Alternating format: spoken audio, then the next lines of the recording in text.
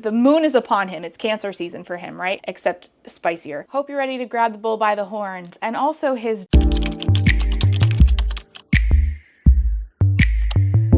Hi, my name's Rachel, and today we're talking about this pastel-colored Minotaur romance that is somehow almost 450 pages long. We're talking about Bull Moon Rising by Ruby Dixon, who is also the author of Ice Planet Barbarians. Ice Planet Barbarians, I know, is a short book. So I was like, certainly a Minotaur romance cannot possibly be over 300 pages. And then I looked at the audiobook and I'm like, what are we doing? I was not, with a K, anticipating that. This book was described by somebody on Goodreads as too much Indiana Jonesing, not enough nodding.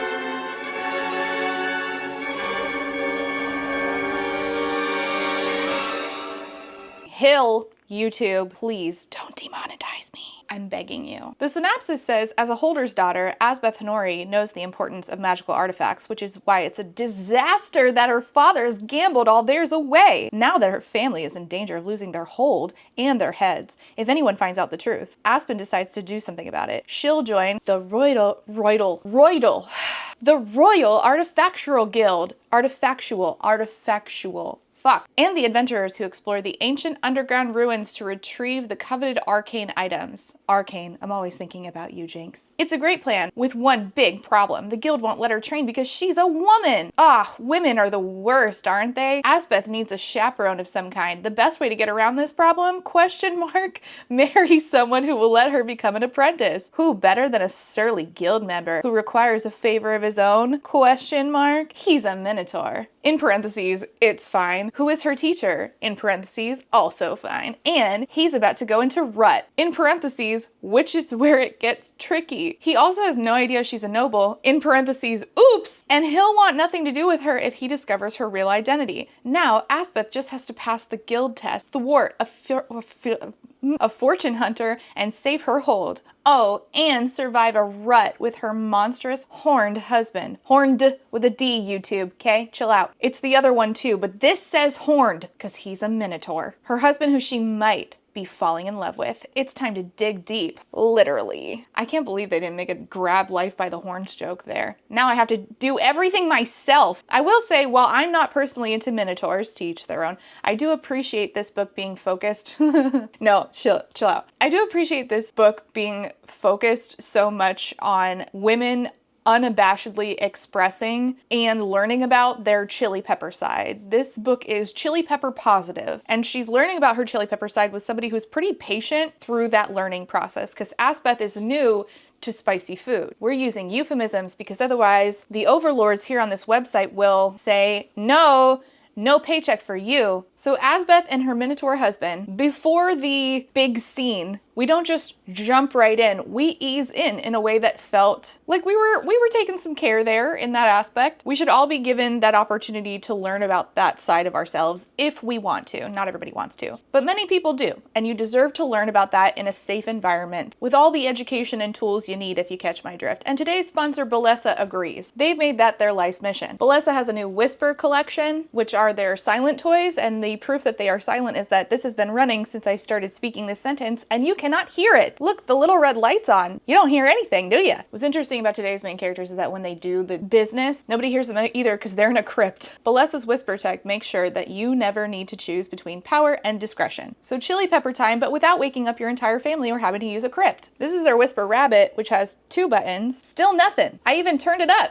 Still nothing. Turn it up again, and still nothing. Whisper Bullet, Whisper Vibe, both of these are on, and you still can't hear anything. It'll stay silent, but can you? Or do you need a crypt? Whisper Bullet in particular was made with aesthetics in mind. It's super cute. It looks like a tube of lipstick. Who's gonna know? Nobody's gonna know. They are silent, but deadly. Bellesa is a bi women company whose mission is to have everybody embrace and empower their spicier side. All of these are super good for beginners. They only have 1 button, and you just press it to increase the speed. Easy peasy. Even on its highest speed, you still cannot hear it. This is great for if you're traveling with a partner or by yourself, maybe into a crypt, who knows? Maybe you're Indiana Jonesing on your time off. They're waterproof, they're easy to clean, they just charge in this charging port right on the bottom. Could not be simpler or better for beginners. Also, look how cute the color is. Today's theme is cutesy. Everyone who signs up in the link down below in my description box wins a free Whisper vibe or Air vibe with any Whisper purchase. So click the link below to grab your new vibe. And thank you so much to Bellesa for sponsoring today's video. We're gonna speed run through the beginning of this. The beginning of this is Asbeth arriving to the city where the Artifacts Guild is. In this world, we have several different kinds of species. So we have humans, we have minotaurs, we have slither skins, which are like some sort of serpent type people.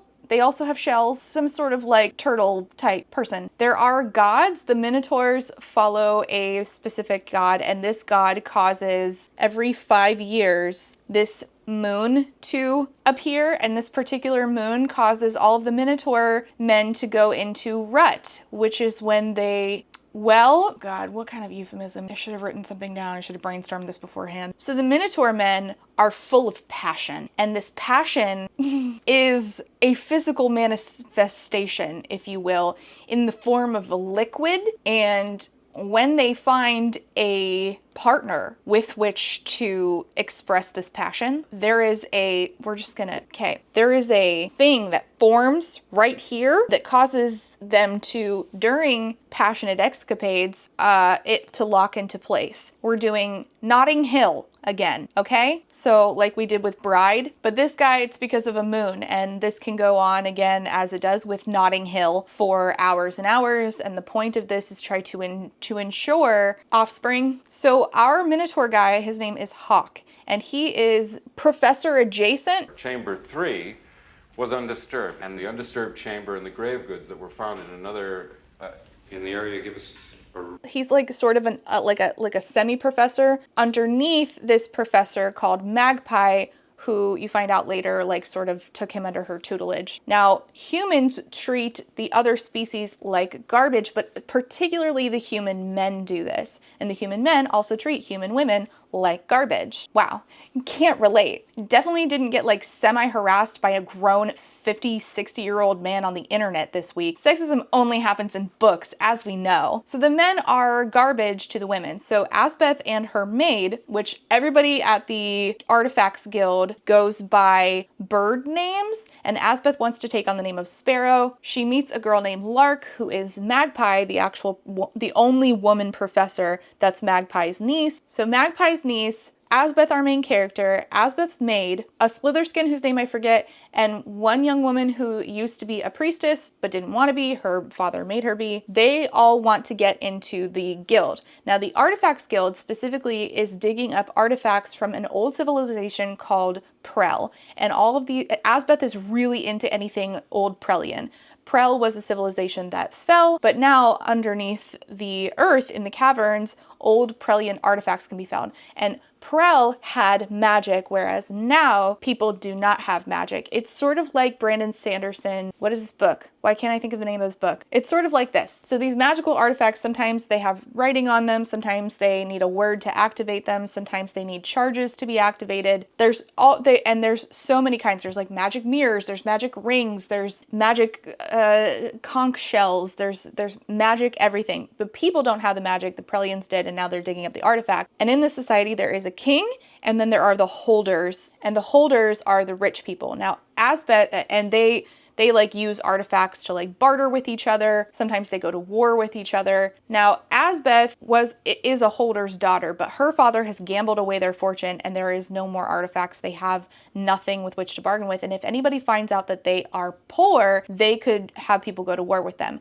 Also worth mentioning that Asbeth previously was engaged to a guy named Barnabas, but he told his friend, and Asbeth overheard him say that he felt Asbeth was too old and ugly. She wears glasses, can you imagine? Too old and ugly to actually appeal to him. He was just marrying her for the money that she doesn't actually have because her father has a gambling problem. Her mother is dead. Her father has a consort. You're not really supposed to marry your consorts in this world. We will come back to that later. Now, Hawk, when he's introduced, it just jumps immediately into us being told that this guy is feeling passions. Put my mother down! It's because of the moon, the Taurian moon. They're called Taurians, the bull people, the Minotaurs. The Taurian moon that happens every 5 years is about to happen. Now, you can hire a passion worker, a schmex worker, and many Taurians do hire schmex workers. The only thing I don't like is that this book a few times just mentions like, if you're in the middle of a rut, you'll grab anybody who's nearby and just, you know, do the passions. And I'm like, that's assault. Is there a problem in this world with people after the moon coming to and realizing they've assaulted people and they have to go to jail? Do they go to jail? So Asbeth arrives at the Taurian, I said we'd speed through this and I'm not speeding at all. I haven't even gotten to my notes yet. Asbeth arrives and her and this other group, because they are mostly women, are treated like garbage. They're told you can't join. But Lark is like, I was promised a spot by my aunt Magpie, and Magpie is the only woman instructor, and Magpie's like, okay, well, you know, we'll do this one class. They allow Magpie to teach this one singular class. The problem is they need a chaperone. Asbeth meets Hawk, this Minotaur guy, after a beat. They're like, okay, you need a wife because of a moon that's going to make you passionate. I need a chaperone. You need a bed partner. I need a husband. You say tomato. I say tomato. And he's like, you're not seriously offering to with me to get into the guilders, are you? She's like, this is like a transaction. Like, you need something, I need something. And he's like, aren't you afraid of marrying somebody that you've just met? And she says, I'm 30 and I'm not a particular beauty. Girl, same, I feel that. I'm glad I married young. She says, if we're not compatible, then we can always divorce. And he says, yes, but not until after the moon, which is called the conquest moon, by the way. She's like, what's important now is I have a teacher and nothing can stop me. She has grabbed life by the horns. Yay, we did the joke. So they go to a priestess. Again, there's like a few different gods and religions in this world. They go to a priestess in the city and she marries them. And she asks, hey, so what about, I don't know how to do like the Taurian ring ceremony. Do we need to like do that? And I was like, Taurian ring ceremony. And I was like, so like through the nose? It's not the nose. The nose knows. It's piercing your downstairs bits as a couple. They don't do that here though. I know you were terrified about what I was about to describe. Don't worry. We're moving on to the portion where she has to train to be part of the Artifacts Guild. But training is not going well because she is not physically fit, which girl, also same. Also 30 and not a particular beauty. Also not physically fit. The last video I did, I literally was talking about how if I have to do cardio or math, like the answer is death. I will not be doing either of those things. Thank you. So we're a few weeks away from the conquest moon where he has to, right? And he tells her, we really need to talk. So he's like, you need to stay with me so that we can pass this off as like a real marriage. And so she stays with him. She crawls into his bed and she's falling asleep because training is absolutely whooping her behind, right? A few weeks until the moon. And he tells her, we're just a few weeks out. We need to talk about what's going to happen because rutting, which is what is going to happen between them, is called rutting. It's not just regular boinking. So she's half asleep and tells him that she is new to all this. She is cell phone provider Virgin Mobile. So he's like, oh my gosh, all right, I need to explain in great detail what's going to happen. But she ends up falling asleep. He is going on and on explaining that there's going to be like a Notting Hill down there and he's just gonna like explode with fluid and he's not gonna be able to stop. His eyes are gonna turn red and he's gonna like go and go and go until she's like begging him to stop because there's like so much and he's just gonna want to keep doing more. And so while he's explaining this in great detail, she has already fallen asleep and he doesn't realize that she's asleep until after he has divulged all of these details, and his member is literally leaking while he's talking about this because he's like, oh my god, because he's getting closer to the moon, and the closer you get to the moon, that's when it like really kicks in. But before that, you're still dealing with like, it's like the temperature is rising, like hot under I don't even have a collar on. You're like hot under the collar. You're like, oh god, who turned up my thermostat? That's him right now, and it's just leaking. Call a plumber. The next day at class, she's like, I'm not going to take advantage of the fact that we are married in order to get out of doing things, because he accuses her of doing that, or like forget to do things. And he's like, well, you could milk the advantage of milking this member. And I'm like, oh my god. I gave it a pass because he's like biologically going through some things due to the moon. I'm a Cancer, so I understand that very well. Oh, by the way, since we're on YouTube right now, I just want to let you know, has anyone a question, has anyone else got these like bonkers anti-horoscope Christian ads recently on YouTube? YouTube, what's going on? Sometimes you demonetize me, but then you let this fly? That's bonkers, dude. As a Cancer, in Cancer season, I might cry about it. Training is really hard and they have to train to go into the underground where it's really dangerous. There are other classes who might, want to fight them for artifacts. No time to argue. Throw me the idol, I throw you the whip. Give me the whip. Adios, señor. And there's also these like spider creatures down in the cavern. I've trained for this very hard personally by playing an awful lot of Zelda Tears of the Kingdom. So there will be danger not just from people and the other species, other Taurians, Slitherskins, etc., but also the elements and the spiders. Training is hard. She's trying to learn how to wield a sword. It's not going great. Her entire class is seen as like the less than class because they're a bunch of women and a Slitherskin. So it's just not going well. Hawk doesn't have a lot of faith in them, but he's trying. And Magpie, their actual teacher, is not showing up because she's an alcoholic. So Hawk is really teaching their class. She's so like beat up by the end of training one day that she can't fill her own bath. He fills the bath for her, gives her a again, I've done this in another video where I try to say the word shoulder and I say soldier. Shoulder massage. And then he's like, once again, feeling impassioned. Is that a word?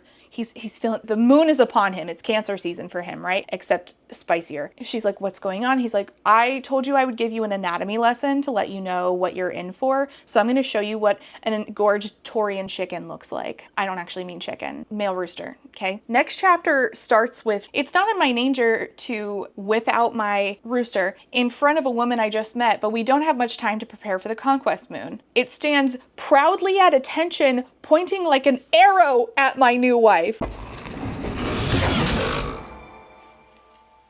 Chill out. She says, again, I just want to remind you that this 30-year-old woman is homely, apparently, and also she wears glasses, which we all know glasses are not cute in media. She says, hey, my eyesight's bad. The lighting in here is terrible. Can I get a closer look? And he's like, haha, can you ever? She's like, so there's no knot at the moment. And he's like, oh, give me another 3 weeks. You can take longer. We can wait forever. I am not into Notting Hill. And she says, I don't mean to alarm you, sir. She uses a British accent, by the way, but you're dripping.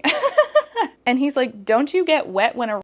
And she says, that's a personal question. You are face to face with his chicken. Read the room, especially the part of the room right in front of you. So something crashes outside their room and clothes are coming back on. They're like, oh my God, nobody can know that she was staring at my chicken. Turns out it's Magpie, the professor who's actually supposed to be teaching their class, and she's looking for alcohol. So Asbeth introduces herself as Sparrow because she wants to be called Sparrow. And Magpie says, that's not your name because you haven't earned it yet, and not your teacher. And Hawk says, you are her teacher. And then he feels bad because he didn't coordinate a meeting between these two, and then feels really bad because Asbeth / Sparrow is meeting her hero. Magpie is her hero. She wants to be a woman in the guild. Magpie's like the only woman in the guild. And he's like, this sucks because Magpie is not who you think she is. And it was actually at this moment I was like, oh, that's quite tender. I wasn't expecting that when I, opened this Minotaur nodding romance book. Okay, I'm back. I have a migraine, so I'm filming in front of natural light. All right, so he tells her that Asbeth and her class need to pass this year, and that Magpie is gonna get kicked out if her class doesn't pass, and they're gonna lose everything. Hawk gets called down to the mines because the Minotaurs, the Taurians, often get called down because they are better at navigating the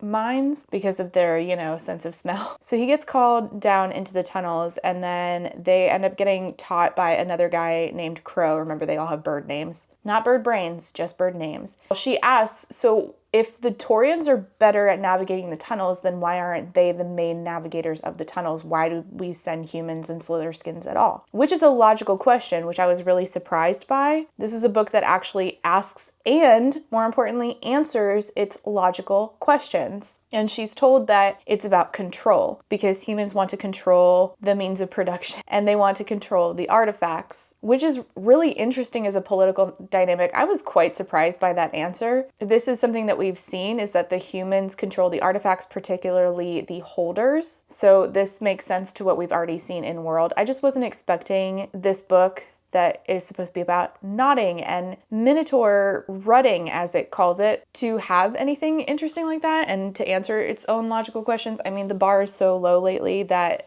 these books, like they ask these questions and then they don't answer them. They're just like, gee, I wonder why. And you're like, yeah, I, as the reader, have also been wondering that. And then it doesn't answer its own logical question. So I guess that's what I get for judging a book by its cover. Lark, her friend that's in her class, who is also Magpie's niece. Lark's name is actually Lark. Like, they haven't technically been allowed to take on bird names yet, but Lark was already named Lark, and it's because her mom like wanted an easy way for her to get into the artifact school. So Lark tells her that Magpie, her Aunt Magpie, became an alcoholic after a holder's son exploited her for access to artifacts, only to end up marrying somebody else. So this sort of sent Magpie into a downward spiral. She's really good at artifact finding, but she got exploited for that by some douchebag rich guy. They're in a class where they are tasked with trying to find artifacts that are fakes versus like inactive. So they need a charge in order to work. One of them has like symbols on the bottom, and our girl Asbeth knows quite a lot about artifacts because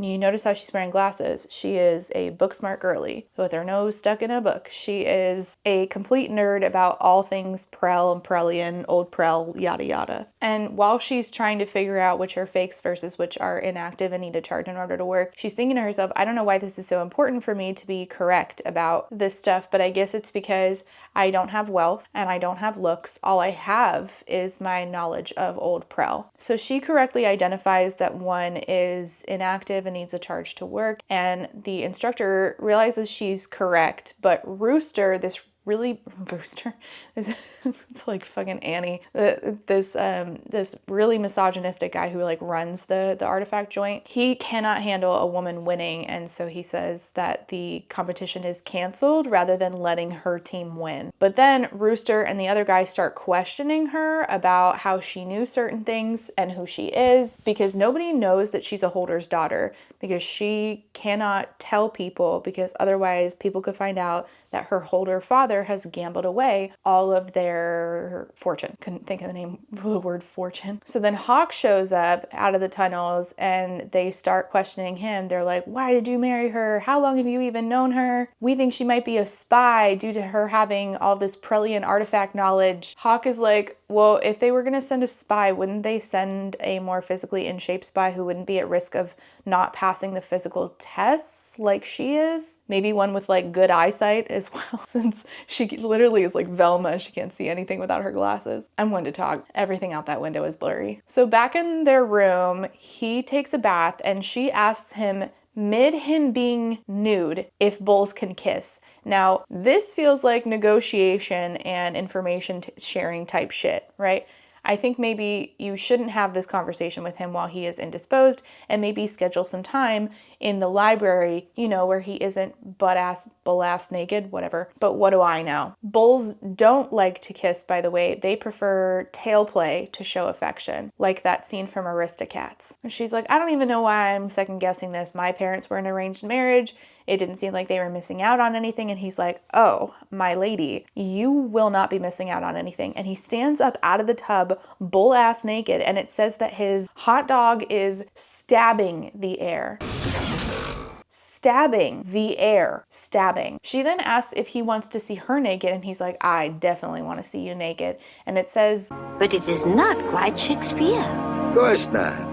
That's pure O'Malley, baby. Right off the cuff, yeah. I got 1,000,000 of them.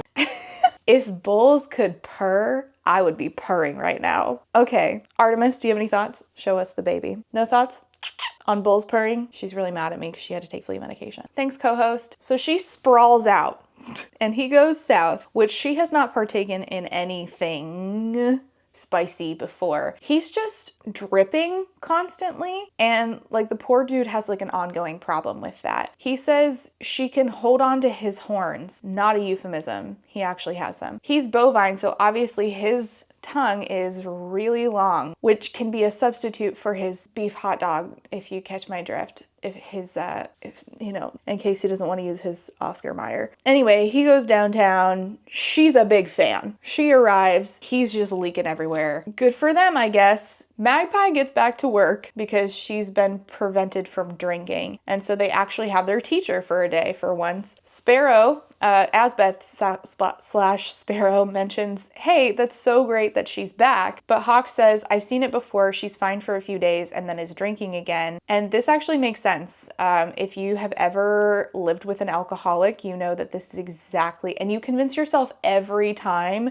that it's finally over, that the alcoholism is finally over, and that you have like the person that they were before the alcoholism back, and it's never true, and you feel so dumb every time. So I really appreciate that this was not a shallow portrayal of what it's like to deal with an alcoholic. It was a very realistic portrayal of both the Hawk of it, where it's like Hawk understands. Hawk is like you after you finally accept that you're living with an alcoholic. Sparrow is who you are in the beginning stages of realizing you're living with an alcoholic. It's like, okay, sure, there's a little bit of a problem, but look how much better we're doing today. Whereas Hawk is like, I've been through this rodeo over and over. I know what we're in for. She will go back to drinking. I appreciate the realistic portrayal of what it's like to love somebody who, like in this case, platonically, who is an alcoholic. As the daughter of an alcoholic, I appreciate seeing myself in both early naive stages and late stages of understanding of that terrible problem of living with an alcoholic. Hawk in particular, sticks around for Magpie and is still her friend,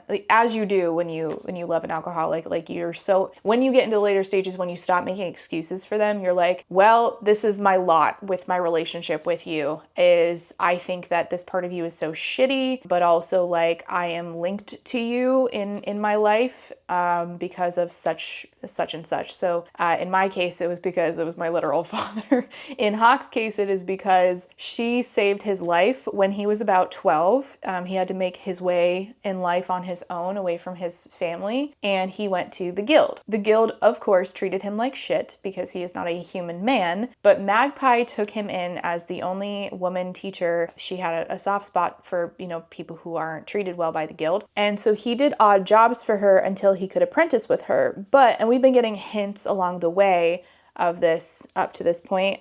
He owes money to the guild. We didn't know for what until this point, but we find out that along the course of him being in training, he lost an arm. And the arm that he has is actually made from an artifact, which is honestly really cool. I wasn't expecting that. But in order to have his very expensive magical prosthetic kind of thing arm, he now owes the guild. And if he can't, pay it back, they're going to take his arm. She is, of course, a huge fan of anything old Prel, so she's a huge fan of his artifact hand, which he needs and is at risk of losing if Magpie's class does not go well. So she starts asking him if he has the same range of movement that he had before his actual arm was cut off. So then he puts his hand down her pants and says, tell me if you think I have good control of my hand. Oh!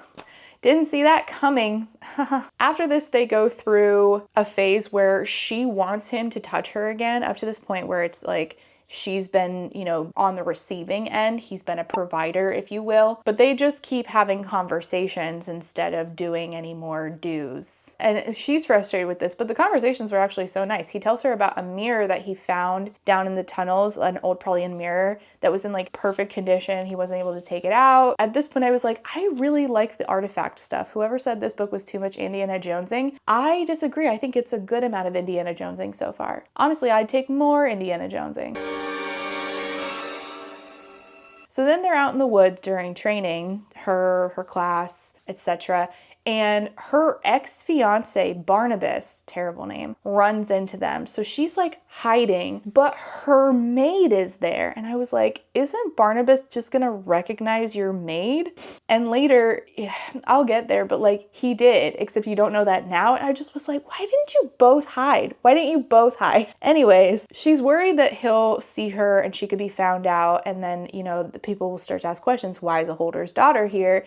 And I don't know why she can't just play it off like, I can't stand my dad. I'd rather be with the guild. But okay, whatever, I guess we'll allow it. She finds out that one of the holders is going to war, and she assumes it'll be with her father, who's also a holder, but he's broke. She doesn't know where her father is, and she wants to send him a letter warning him. The holders also, they use artifacts for war with each other. So then she gets a letter from her no good, dirty, rotten ex-fiance Barnabas saying, meet me at midnight in location in town. I forget what the fucking location was. So she goes, even though she's a married woman. Why are you here? And how did you know I was here? He tells her, hey, yeah, I want your hold, which is Honori hold. He's a second son. He's like the Klaus of this story. He didn't want to just be the extra son. He wants his own hold. He's not a 12th son, though. He's the second son. It doesn't even have it as bad as Klaus. Is that the guy's name from Frozen? I don't know. It's been a while. My kids aren't really into a Frozen 1 phase. They liked Frozen 2 more, so...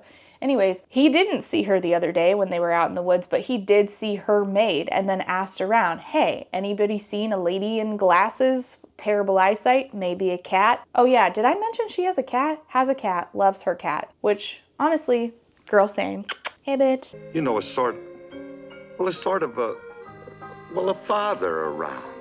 And he makes fun of her for not going by a false name, which yeah, that was dumb. I don't know why she didn't go by a false name. He threatens to blackmail her unless she marries him, and of course she is already married, so you know that can't happen. Hawk realizes she's out and about, tries to go find her, is mad that she's not at home, is mad that she snuck out to go meet somebody who left her a letter, and wants to paddle her. Chill out. She won't tell him who she was meeting with. Also, his knot is happening, so it's time. But there's still several days out. He's just becoming irritable because of the conquest moon. It's his time of the month. Well, it only happens every 5 years. Whatever. I wish my period only happened every 5 years. While he's escorting her home, and mind you, again, just want to emphasize, he has a knot currently. So we've talked about knotting before, yeah? I have a can of bug spray, okay? Just imagine that at the base of his can of bug spray, there is a knot that will lock him into place when he gives her his Oscar Mayer wiener, if you catch my drift. Okay, so there's your lesson on knotting. So he's escorting her home. They come across a brothel, and some of them are having a party, wink wink, in the street. He tells her she should watch for free. And then he says he's gonna hollow her out, which pass. They're watching a Taurian get it on with a human woman, and he says, let that be a lesson for you. And I'm like, good God. In the area, give us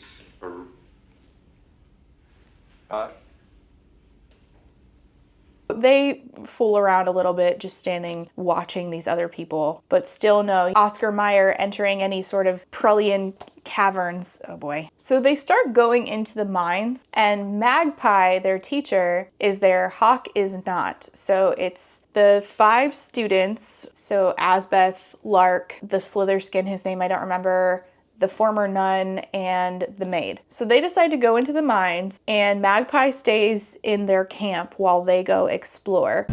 You go first. Which is a recipe for disaster because, again, that is their literal teacher. They come across the mine spiders, so they run back to camp.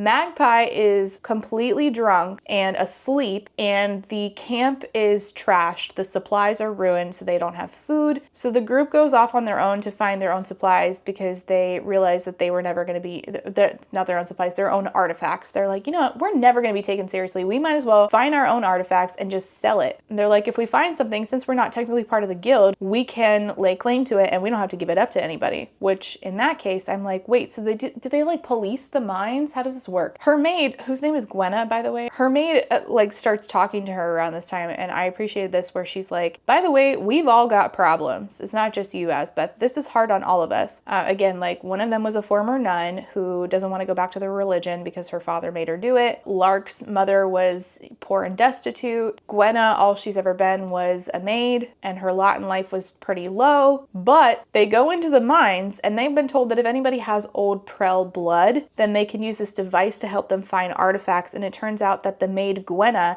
has Prelian blood in her veins, which she refuses to believe, but nonetheless it does help them go and find this cavern, and the cavern has a dead body in it. But they find a ring, a artifact. It's a ring, like a, not a chicken ring. An actual ring, okay? They go back to camp and Magpie is there, but so is Hawk, who is still mad at our girl Sparrow because she has not revealed to him who she was meeting with, her ex-fiance Barnabas. And he's sort of demanding that she tell him who she really is, who she was meeting. Why are you here? Why'd you come to the guild at all? You're so secretive. And then he reveals that he actually already knows. He looked into her and found out that she's a Holder's daughter. He's like, I could be in so much trouble for marrying a Holder's daughter as a Taurian. Like, your virginity is a commodity, which I thought was kind of weird. So she explains that she called off the engagement to Barnabas because he's a piece of shit who was making fun of her for being ugly and old. She's like 30. We're not that old, okay? I'm still young. He's not gonna get in trouble because she can't be found out. Her dad cannot be known to be broke because of the gambling. So she explains that her joining the guild was in the hope that she can save her hold because Holder families can go to war with each other, and there was even an instance where a Holder family was murdered by another Holder family, like the entire family put to death, and she's worried that that will happen to her and her father. It's just her and her father. Her mom's dead, but it could happen if her father's enemies find out that he's completely broke. And so he asks her, why didn't you just marry a Holder's son? You could have gotten your own fortune. And she gives this kind of wishy-washy answer that I didn't love, but she's like, well, I didn't want to. And also, I really like you. And then she says that she wants to try his beef hot dog. She asks to see it up close, but with her glasses on. So she tries the beef hot dog, takes a gander, takes a bite of the Oscar Mayer. Don't you dare demonetize me, YouTube. It's summer and I have to pay for summer school for my kids. Okay? Summer camp, rather. You know how expensive summer camp is in this economy? And he asks what the beef hot dog tastes like. And she says it tastes like earth and Taurian. So confirmed that the beef hot dog tastes like beef. So he arrives and his hot dog water is on her spectacles. Cute. Then he puts his fingers in her papaya, and mid-eating this papaya, I want to stress to you that he's up close. He's eating a papaya, okay? Delicious fruit, YouTube, okay? It's just a fruit. Calm down. He's eating the delicious papaya and he looks up at her and says, you're not a spy, are you? And she's like, what the fuck are we doing? She says, fuck you. He interrogates her. He's like, why did you ask and eat my hot dog? She's like, I just wanted to. And he's like, okay, then come here and I'll finish eating your papaya. And she's like, no, bro.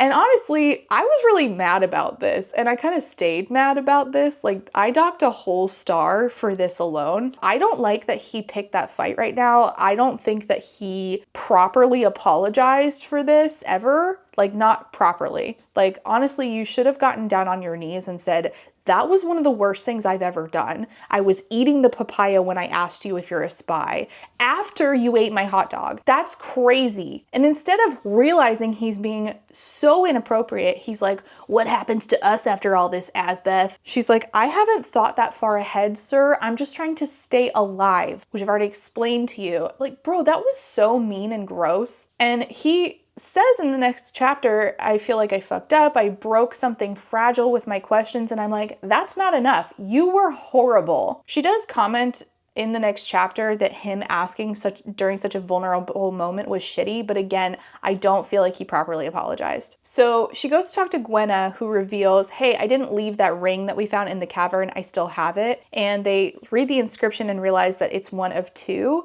The other one must be with the guy's spouse or something. We have another hot pepper, spicy scene, but it ends kind of tersely because he was like, I was cruel, but then he still goes on to be kind of an Oscar Mayer wiener himself, not just the one that he feeds her. He himself is being a wiener. So right before the conquest moon, or like during-ish, like, it's a few days long, but he's not at like peak moon time, they go out to dinner at a place owned by a Taurian who's like, son, if the moon overtakes you, please step into the alleyway. It's hard to serve people when there's a bull running into his hand the next table over. And I'm like, is that a thing? Is that a thing that's happening in this world? Oh my God. But hilariously, Asbeth asks the exact same question that I would ask. If there's a bunch of you who are overcome at once and you're in the same place, do you all go into the alleyway together? And he's like, yeah, we just wouldn't make eye contact. And I'm like, what an absolutely bonkers culture y'all have. Moo.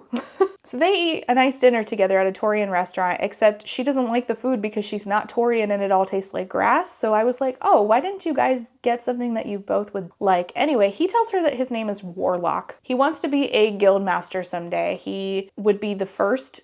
There's never been a Taurian guild master. And then afterwards, they fool around in an alley and talk about going home to fulfill the conquest moon with his knotted up Oscar Mayer wiener, but she doesn't have any birth control. And he's like, oh, I'm gonna have to get you a charm for that. I'll get one in the morning and we'll take a rain check until tomorrow. So he's literally walking around at attention, knotted up. She's thinking about the fact that she doesn't really know what her future holds. She's thinking, what does the future look like if I take the rings back to Honori Hold, the rings that her and Gwenna found? Well, the one ring. If they find the other ring, which they hope to. If I take both rings back to Honori Hold, what happens to my future? And also what would happen to my future if I stayed his wife? What would my future look like? So the team really wants to find the other ring. So they staged a tunnel collapse so that Hawk would be pulled away and Asbeth wouldn't have to go do the Conquest Moon tonight and they could go try to find the other ring. It's very difficult to get into the tunnels. It's not just like, here's the door. It's like a whole excursion. But Magpie says, hey, I set up a way for us to get their teacher, the alcoholic, the untrustworthy woman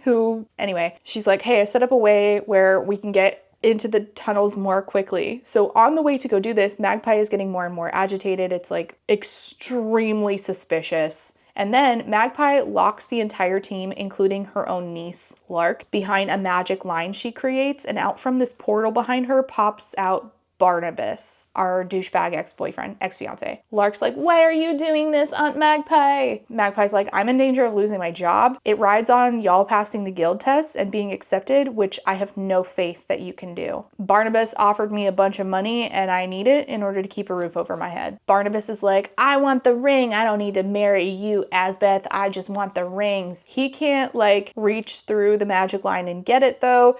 And then it all goes to shit. Barnabas tries to kill everybody with an explosive. The 5 in their class get away and they go to find the second ring, but Asbeth feels bad taking the second ring because it's on a corpse in a sarcophagus. This did get pretty Indiana Jonesy, huh? And it would be really helpful for her to have both these rings, because if she takes both and speaks a special word, it'll cast an endless mist around Honori Hold. So she does end up taking the rings and she's like, I'll name my children after the ring holders. So then in Hawk's POV, he descended into the Conquest Moon.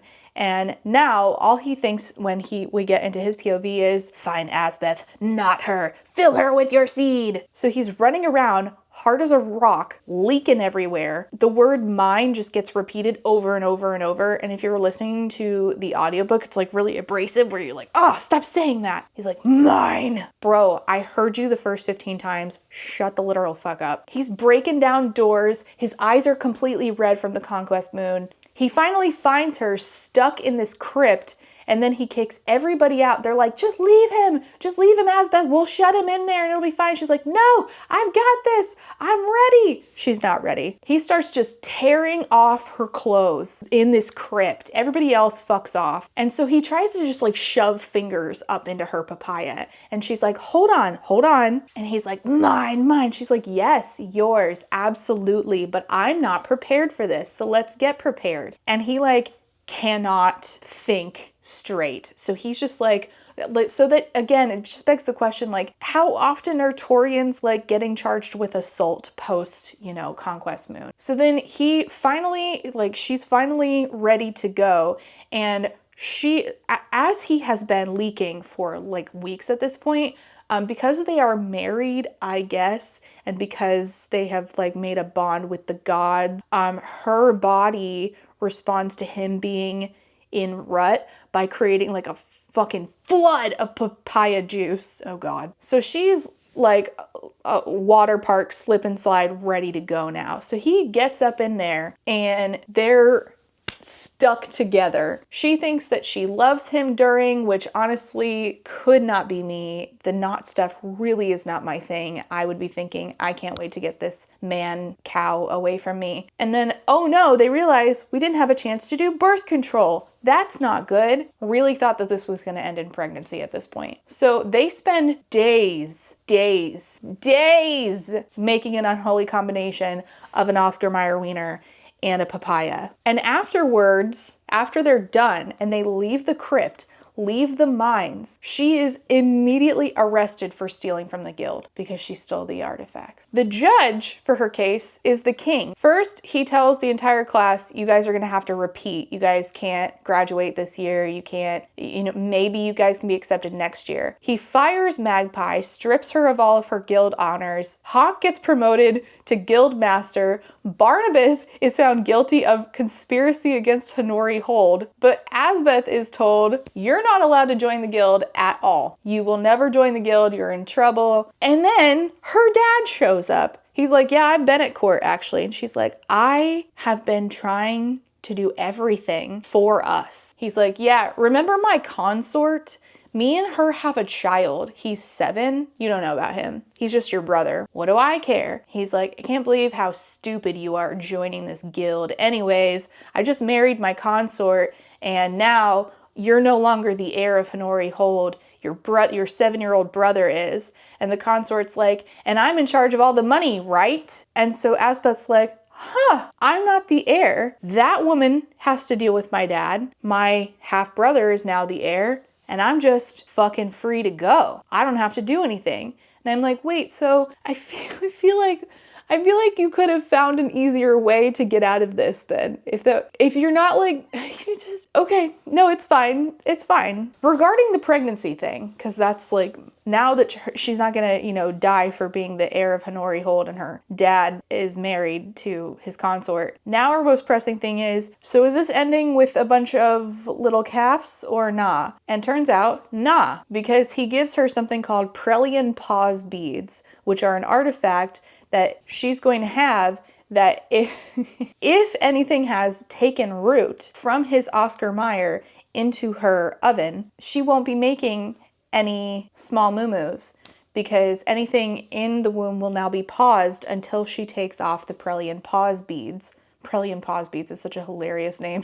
I feel like we could have made something a little fancier, you know what I mean? Anyway, and she's like, well, what if I never want to? And he's like, well, then, you'll be wearing them forever. I just want to make you happy. We'll grow old together, just us. And then an archivist who just archives all of this stuff about Old Prel for the guild named Kestrel shows up and asks her to take a look at an artifact. And she correctly identifies that it was a fake. And he's like, I know. This was a test. A bunch of other archivists are going to show up here asking like you to be, to let them take you on. But I wanted to be here and ask first. You would be perfect as an archivist. Come work with me. Which, when we were introduced to the idea of archivist earlier, I was like, why didn't Asbeth just do that? And now she gets to. So I felt like that was a little bit undercooked. Ooh, a flamingo. And that's it. And then they lived forever making hot dog papaya soup together. Hooray! So I actually didn't hate this. There's some stuff in here that's silly. There's some stuff in here that I'm like, why did we do that like that? And nodding is not my thing, but I gave this a 4. I think it's a fun time. Whoever said this is not enough nodding, too much Indiana Jonesing, I actually disagree. I feel like we could have done more Indiana Jonesing. And I think the nodding was like just enough where it's like, all right, enough. I didn't need any extra of that, but it wasn't enough to make me be like, all right, I'm going to throw this book out the window, right? Nodding is not my thing, but I can read other parts of a book and have a good time, and the nodding doesn't ruin it. What knocked down a star for me was his behavior that I just felt was so gross and not really dealt with. If a man has suspicions of me and wants to have a conversation with me and we're in the middle of spicy stuff and has me service him, but then is in the middle of reciprocating and then starts asking questions, I just find that really gross. Again, I just really don't think that he properly apologized for that. So for that, I knocked off an entire star. But I give it a 4. It is really long for what it is, but I think that it works other than that. I think it could have been a smidgen shorter, maybe like 50 or 60 pages less. Getting a little winded reading an audiobook with this much hot dog water being talked about, leaking everywhere. But it's fine. I could have done with more Indiana Jonesing. I could have done with more artifacts, but There is another book coming in this series, and it seems to be about necromancy. So I am very keen to read that because necromancy is absolutely my thing. And I think it's about Gwenna, the maid, if I remember correctly. And she's also having a romance with a Taurian who was a friend of Hawk. What was his name? Falcon something? I don't fucking know. Bird name number 85. So it's not bad. It's just, lots of hot dog water. What are you gonna do? Not my thing, but the plot was. I did really like the plot here. So 4 stars. I will put this on my list of spicy books I do like. Many people in my comments tell me that list does not exist, which is weird as the person who wrote the list down. What do I know? Any last thoughts, Artemis? Any last thought? No? Oh, are you coming over? Oh, don't show everybody. No, not the goods. Don't show people your papaya. Look at her belly. Oh, she is 13 pounds, 7 ounces, and her doctor says that I need to tell the kids to stop feeding her so many treats. To which my oldest said, that doesn't seem very fair. It doesn't, does it? Oh, my baby. Anyways, thank you so much for watching. I hope you'll grab the bull by the horns and try this book. And if you already have, let me know. If you made it this far, leave a cow emoji down below. Moo moo, meow meow, and we'll see you next time. Oh, maybe you can hear some purrs. Oh.